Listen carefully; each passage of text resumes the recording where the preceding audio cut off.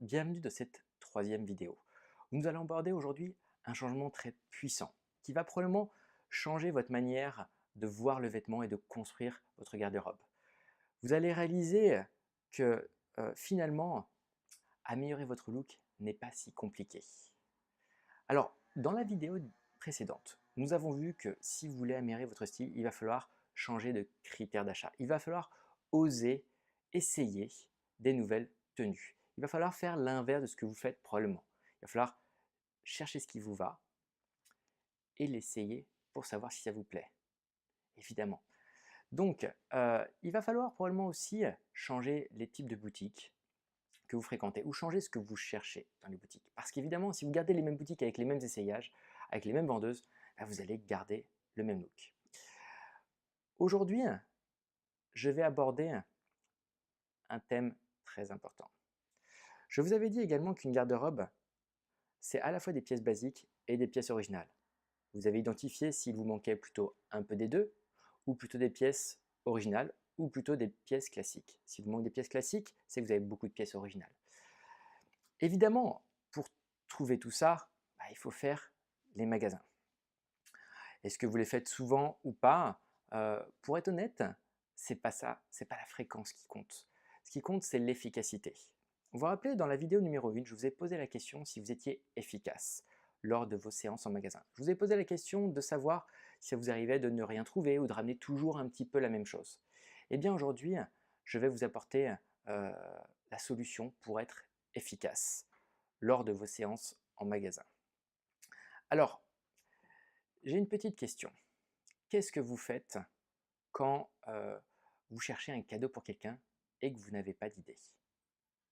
Eh bien, en général, qu'est-ce qu'on fait? On va en ville, on va à la Fnac, on va... Bon, bref, ça prend du temps. Et si vous réfléchissez au préalable, si vous avez une idée, est-ce que ça prend autant de temps? Eh bien, non.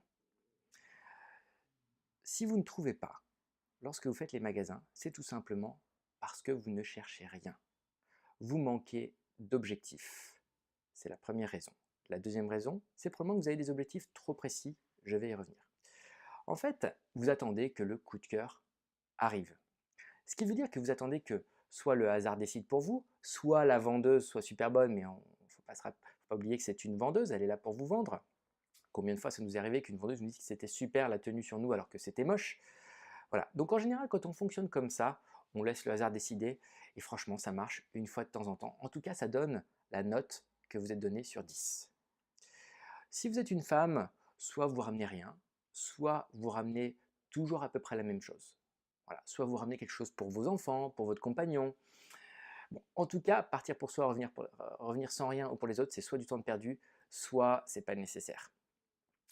Si vous êtes un homme, normalement, vous êtes un petit peu plus efficace quand vous trouvez, quand vous y allez, vous trouvez.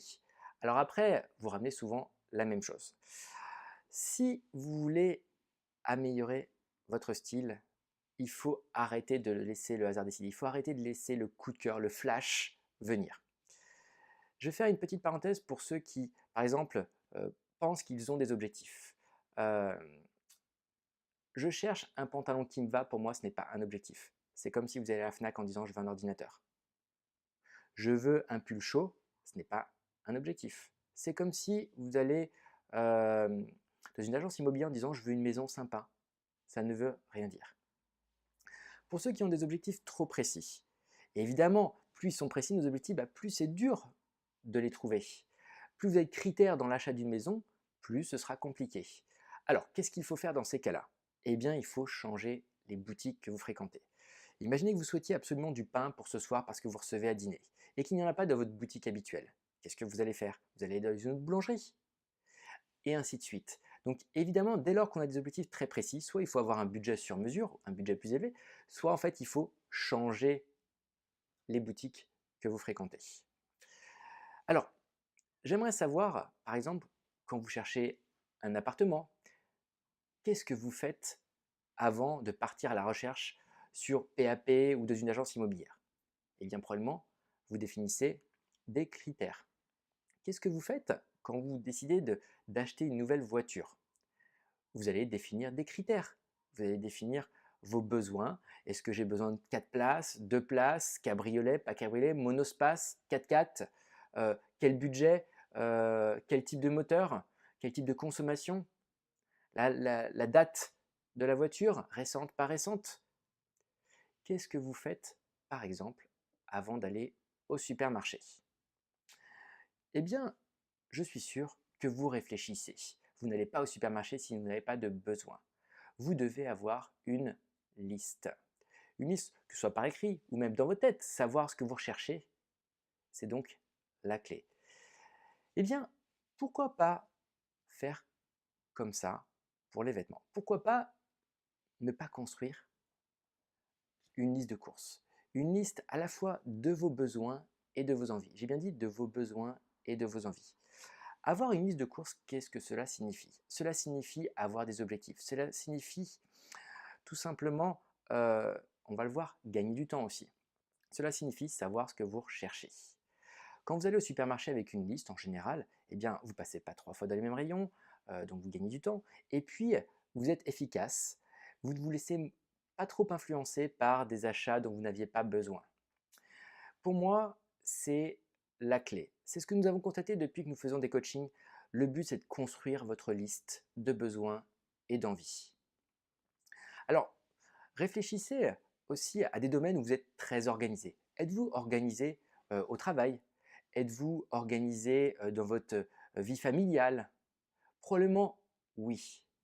Eh bien, quel est le résultat? Ça marche mieux. Je vous rappelle qu'aujourd'hui, vous n'êtes pas satisfait ou satisfaite de votre look. Donc, ce qu'il va falloir, c'est être un peu plus organisé. C'est ça, faire une liste de courses, c'est être un peu plus organisé. Et ça ne se construit pas 2 jours avant d'aller faire les magasins. Ça se construit au fur et à mesure. Et comment ça se construit? De 3 manières différentes. Ça se construit eh bien, en essayant des vêtements qui idéalement vous vont. Donc il faut aussi apprendre ce qui vous va d'un point de vue vestimentaire. Nous l'avons dit, c'est en osant essayer ou en faisant appel à des professionnels, comme c'est le cas de mon agence. Ça, c'est la première chose. La deuxième chose, c'est de savoir le style que vous recherchez. Et oui, et ça, nous allons le voir dans les prochaines vidéos. Si vous savez le style que vous recherchez, tout est plus simple. Prenons un exemple. Normalement, dans votre liste, vous avez déjà mis en termes de thème, en termes d'objectifs et de thèmes, je cherche probablement des pièces un petit peu plus audacieuses. Si vous cherchez une chemise originale, je ne vois pas comment vous pouvez ramener une chemise blanche classique. Si vous cherchez un monospace, je ne vois pas comment vous pouvez ramener un cabriolet de 2 places. Pourquoi? Parce que ce n'est pas l'objectif. Alors évidemment, la voiture c'est beaucoup plus cher, mais sauf que les petites dépenses vestimentaires que vous faites comme ça, sur des achats pas nécessaires, eh bien c'est un budget que vous pourriez mettre ailleurs. Donc c'est pour ça que nous allons parler dans une des prochaines vidéos, comment trouver votre style. Peut-être que vous souhaitez être plus féminine, plus masculin, plus original, plus tendance, plus moderne, plus élégant, plus décontracté. Nous parlerons de tout ça.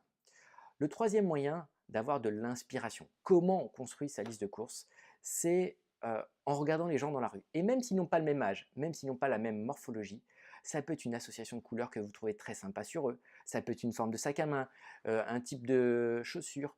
En fait, peu importe l'âge, vous pouvez trouver de l'inspiration. J'ai trouvé de nombreuses inspirations comme ça en regardant les gens dans la rue. Je vous rappelle que moi, je n'ai jamais fait des magasins de ma vie pour une femme avant l'âge de 25 ans, quand j'ai créé la société. Et en fait, je sais habiller une femme, je sais habiller un homme. Pourquoi? Parce que j'ai appris. Donc soyez rassurés, cela s'apprend. Ça nécessite juste un petit peu de travail au début. Vous savez, quand une fusée décolle, eh bien 80% de la puissance, de l'essence est consommée lors du décollage. Et les 20% restants, ensuite. Eh bien, c'est pareil. Tout travail que vous souhaitez faire sur votre look ou dans d'autres activités, c'est au début qu'il faut mettre de la force, de la volonté, de la conviction. Et donc, c'est dans la phase que nous sommes en train de faire, c'est dans la phase stratégie. Comment vous allez pouvoir avoir des bonnes habitudes pour améliorer votre look. Donc, ouvrez les yeux. Je n'ai jamais lu un magazine de mode de ma vie. En revanche, je regarde les gens dans la rue. Bon, évidemment, je fais probablement plus les boutiques que vous pour mes clients, mais c'est comme ça que vous allez trouver de l'inspiration. Alors, vous voyez, par exemple, moi, je suis papa. Et depuis que je suis papa, je vois des jeunes papas dans la rue partout. Je n'en voyais jamais avant. Peut-être avez-vous acheté une voiture dernièrement et vous voyez la même voiture partout. Peut-être que si vous êtes une maman qui avait eu des enfants, vous vous rappelez quand vous étiez enceinte, vous deviez voir des femmes enceintes partout. En fait, si vous êtes agent immobilier, vous allez voir des agences immobilières partout. C'est ce qu'on appelle en psychologie la vue sélective. Ça veut dire quoi? Ça veut dire qu'en fait, notre œil, il voit ce qu'on a en tête. Et si on n'a rien en tête, c'est-à-dire si on attend que le coup de cœur arrive, on attend que le hasard décide, eh bien notre œil, soit il va rien trouver, soit il va ramener exactement la même chose que ce qu'il avait l'habitude de chercher, parce que vous lui ordonnez de chercher ça. Imaginons, imaginez un mur, le mur qui est face à vous en ce moment. Imaginez que il y ait plein des étagères avec plein d'écharpes de toutes les couleurs inimaginables, bien rangées, bien disposées. Si avez mis dans votre liste, je voudrais une écharpe de couleur plutôt pétillante, allez disons orange, rouge, jaune, voilà. Euh, Est-ce qu'il vous faut beaucoup de temps pour regarder ce mur et vous dire tiens, est-ce qu'il y a l'une de ces couleurs-là? Eh bien non. En revanche, si vous cherchez une écharpe sympa, jolie ou qui change, c'est beaucoup plus compliqué. Et donc, il faut que vous définissiez des critères pour votre liste de courses. Alors on va le voir, on va voir ce que c'est une bonne liste de courses dans quelques instants. C'est ce que vous faites avant d'aller chercher un appartement ou une voiture. Vous avez ce que j'appelle des critères non négociables pour un appartement 2 chambres. Euh, voilà, même si le quartier est super, mais s'il n'y a qu'une chambre, ça ne conviendra pas. Eh bien, c'est pareil pour les vêtements. Vous devez avoir des critères non négociables. Et puis après, sur le reste, nous allons le voir, il faut être un peu flexible. Donc une bonne liste de courses, c'est à la fois précis et flexible. Et je vais vous donner des exemples. Euh, si vous cherchez un pantalon sympa, pour moi, ce n'est pas une liste de courses comme je vous le disais. En revanche, je cherche un jean au hasard slim, brut, taille haute, c'est quand même un petit peu plus précis. Pas plus de tel budget. Voilà. Je cherche un pull chaud, ce n'est pas une liste de courses. Je cherche un pull en laine ou en cachemire, pas plus de tel prix. Allez, couleur pétillante, je ne sais pas, mais plutôt pétillante. Là, c'est un peu plus précis. Vous êtes flexible quand même, parce que si vous êtes inflexible, eh bien, vous mettrez soit plus de temps, donc dans ce cas-là, il faut que vous soyez un vrai passionné de magasin, parce qu'il faut du temps, il faut faire des boutiques, soit en fait si vous êtes trop précis, il faut un budget plus élevé, quoi. Presque, il faut faire du sur-mesure. Une bonne liste de courses, c'est par exemple, je veux des bottines noires, bourrons, 4 cm de talon. Je veux des mocassins de couleur vive. Voilà. Donc ça doit être précis mais flexible. Rappelez-vous, si vous voulez trouver toutes ces choses-là, il va falloir avoir des objectifs, mais aussi peut-être changer les boutiques. Donc, vous devez vous poser et définir votre liste à la fois des besoins et des envies. Observez toutes les femmes que vous trouvez bien habillées dans votre entourage et regardez pourquoi vous les trouvez bien habillées. Et bien, notez pourquoi vous les trouvez bien habillées et essayez d'adopter les mêmes choses. Alors, même si ce n'est pas tout à fait la même morphologie, ça peut être dans le même genre. D'accord? Puisque, comme je vous l'ai dit, être bien habillé, c'est aussi une question de combinaison, de savoir associer. Rappelez-vous quand même, encore une fois, tous les domaines où vous êtes organisé. C'est vraiment important, c'est la clé. Je l'ai constaté, si vous associez à la fois la puissance de l'audace, oser sortir de votre zone de confort, oser essayer des nouvelles choses, avec la puissance de l'organisation, vous ne pouvez pas avoir un mauvais look. Alors quels sont les avantages de fonctionner avec une liste de courses? Tout à l'heure, je vous disais qu'on voit ce qu'on a en tête. Si vous avez une liste de courses, vous allez gagner du temps. Moi, je vois les personnes qui attendent que le coup de cœur arrive. Quand elles font les boutiques, en fait, elles regardent les cintres comme ça, et puis elles font comme ça, là, en train de regarder. Ça rend jamais pareil sur cintre et sur soi. Ça, ce sont des personnes qui ne cherchent rien. Vous avez certainement des copines ou des copains qui font 1 heure de boutique et vont vous ramener plein de choses, et puis d'autres qui font les boutiques aller toute la journée, puis qui ramènent un énième pantalon presque le même. La différence, c'est qu'il y en a qui savent ce qu'ils veulent et il y en a qui ne savent pas ce qu'ils veulent. D'accord? Donc vous gagnerez du temps. Le temps est précieux. La deuxième chose que vous gagnerez, le deuxième bénéfice, c'est tout simplement que vous allez économiser de l'argent ou gagner même de l'argent. Tous les vêtements que vous ne portez pas ou que vous portez peu, plus ceux que vous portez sans plaisir. Bon, concrètement, ça ne va pas vous manquer si vous les aviez laissés dans les boutiques et donc si vous ne les aviez pas achetés. Eh bien, tous ces achats, regardez le nombre d'euros que ça peut faire. Je suis sûr que c'est plusieurs centaines d'euros. Donc vous allez gagner de l'argent. D'autre part, d'avoir une liste de courses, ça va éviter d'avoir aussi trop de doublons, de triplons. Est-ce que dans ma liste de courses, j'ai besoin d'une autre chemise blanche comme celle-ci?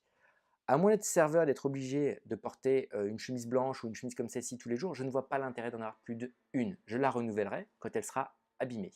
Je sais, vous dites, ah, mais c'est pas pareil, il n'y a pas le même col, etc. Nous y reviendrons. En fait, je vous laisse réfléchir, mais combien de pantalons vous avez presque pareil? Ça ne sert à rien. Je ne vais pas mettre dans ma liste de courses une chemise comme ça. Je vais mettre une chemise en jean, une chemise à carreaux, une chemise d'une couleur, évidemment, ou un polo, ou un t-shirt, ou un jean. Vous devez chercher ce qui vous manque. Donc, remettez-vous en question parce que si vous ne faites pas ça, bah, vous allez continuer de gaspiller votre argent. Alors, le dernier bénéfice de fonctionner de manière organisée. Peut-être que vous dites, oh là là, mais c'est fonctionner de manière pragmatique, comme un robot, il n'y a plus le plaisir de faire les boutiques, de chercher. Mais bien sûr que si. D'ailleurs, je vous invite à vous poser la question, pour le moment, est-ce que vous avez vraiment du plaisir quand vous vous habillez le matin, quand vous voyez le résultat? Eh oui. Donc, mon but, c'est que vous ayez davantage de plaisir. Et de fonctionner comme ça, tout simplement, à terme, vous allez avoir plus de plaisir. C'est-à-dire le matin, quand vous allez choisir vos vêtements dans votre placard, vous aurez plus de plaisir. Le but, c'est d'être bien habillé, c'est pas que de faire les boutiques, c'est pas d'acheter, c'est d'acheter des choses qui vont vous donner du plaisir. D'ailleurs, bon, comme je vous le disais, si vous avez du plaisir moins de la moitié de l'année, c'est nul, c'est nul. Donc en fait, pour être un petit peu mieux habillé, il va falloir que vous soyez un petit peu plus organisé. C'est vraiment l'élément principal. Donc, ce que je vous recommande de faire, c'est quoi? C'est tout simplement, faites un petit tri de votre garde-robe. Tout ce qui est en doublon, en triplon, tout ce que vous ne portez pas, tout ce que vous n'avez pas porté par exemple depuis 365 jours, vous pouvez essayer euh, de les mettre de côté pour voir ce qui reste vraiment. Et puis ensuite, observez les personnes que vous trouvez bien habillées, éventuellement dans la rue ou sinon ça peut être dans les magazines. Observez ce qu'elles ont comme type de vêtements et pourquoi pas adopter le même genre de choses.